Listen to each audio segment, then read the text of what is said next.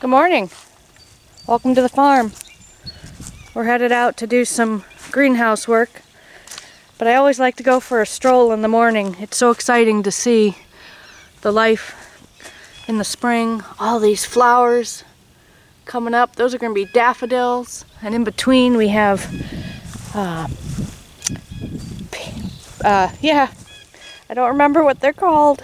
They're big bushy peonies that we bought from Van Engelen and John Sheepers here in Bantam, Connecticut. And they're so beautiful this year. They're going to be amazing as well. But we have daffodils planted in between so we can know where they are. So let's head down to the greenhouse.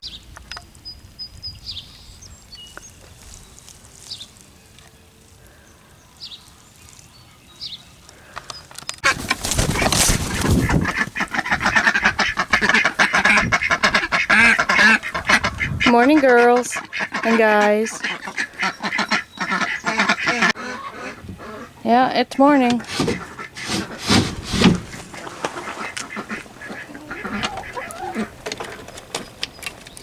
Good morning, Silkies. Good morning.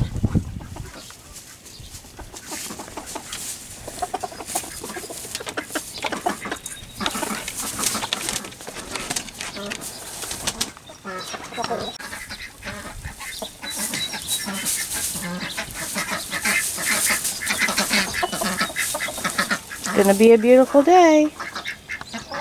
We're a little low on battery today, so we're shutting our camera off between. It's spring. Good morning. Yep, they're all doing well. Let's go to the greenhouse. I said that before, but now I'm really gonna go to the greenhouse. None of these looked like they needed. Did you water all this yesterday? All of this? I thought we did. Not yesterday. So the day before. No, I didn't water anything yesterday. Okay. Sorry, I'm waiting. Well, we finally made it to the greenhouse. I know I said I was going to head straight here, but I hear the chickens and I just can't bypass letting all the critters out before I start work. So this is my 4th day home from work, traditional work, which is odd. So we're coming out. This is what we've been doing most mornings. With the greenhouse, we're learning because we don't have an automated system. It's kind of, I don't know what the right word is. We're never quite sure if we're overwatering or underwatering. So we have this handy dandy little meter that tells us moisture, pH. So I was going through and checking our petunias, and those are on the low side of moist, so we're definitely going to water those. The geraniums I watered really well the other day, but we're going to give them a quick spritz because by the end of the day they're going to be dry. And our hanging baskets, let's go in the middle here. Yeah, we're going to give them a good spritz as well. You don't want to have them soggy. Our vegetable starts. Yeah, we're probably going to do a once over on those, but it's going to be a warm day today, so while things are moist now, 4 or 5 hours from now, it gets 80 degrees in the greenhouse and things really start to dry out, and you want to stay on the front side of that. Oh, sorry about that. Good enough? Yes. Yep, so we're just going to kind of give everything a quick, these we're going to soak a little bit more than, there's no trays under the petunias, so whatever runs off just goes below the bench.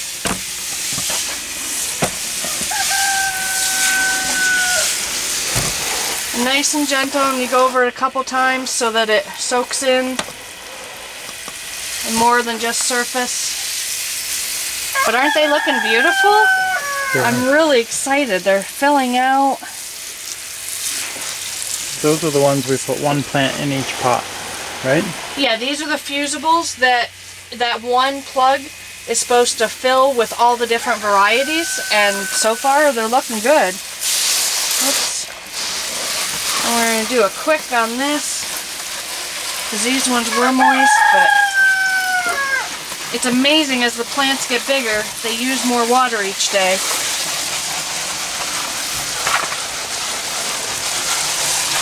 And we're new to this, so there's a lot of concern, you know, are we doing this right? We're learning as we go. We have a fair amount invested, but we were assured by our good friends who've done this for years that, you know, it's a learning curve. We'll learn stuff every year, as with anything new.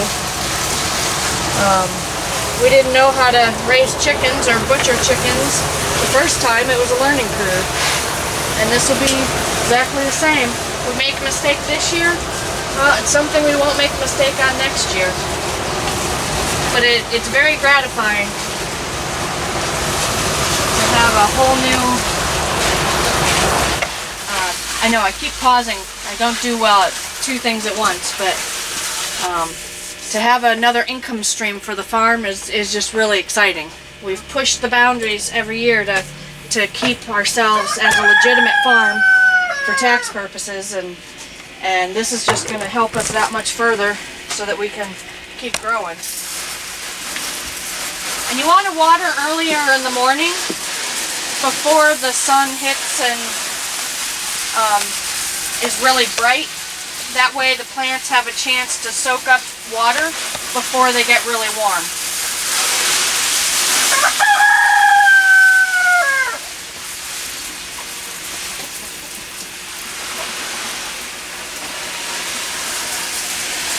It's a good idea to go across and then come back so it gives it a chance to soak in and it doesn't disturb the soil as much.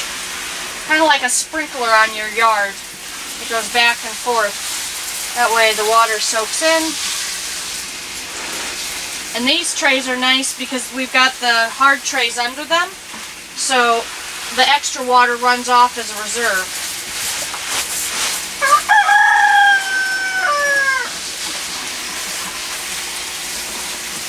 It looks like almost everything is up now. We've got a couple tomatoes that didn't come up. I'm a little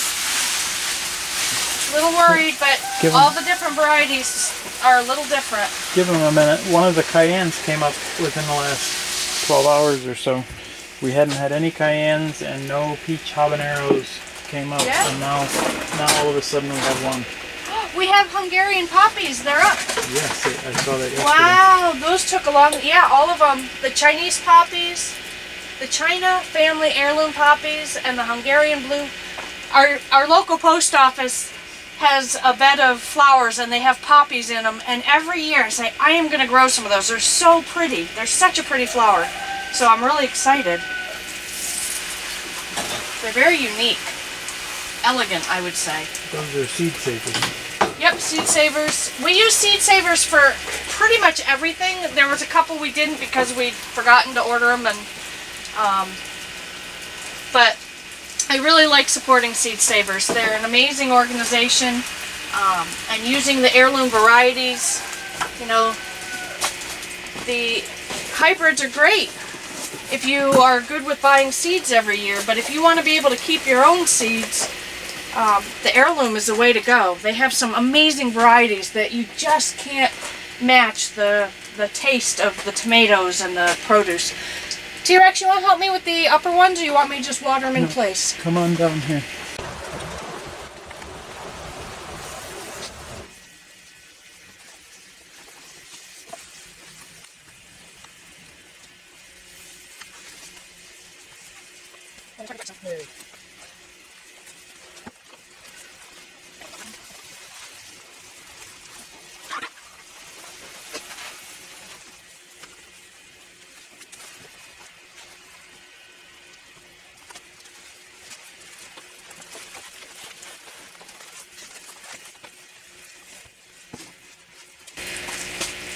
No, let me do one more pass on these.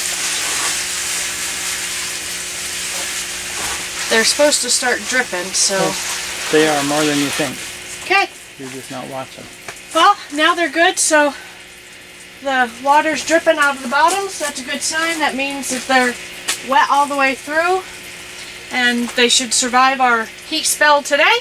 And we'll come back out in the morning and do this again. Oh, before we go, we talked the other day while we were out in the greenhouse that we're trying to get to 10,000 subscribers. So we came up with an idea.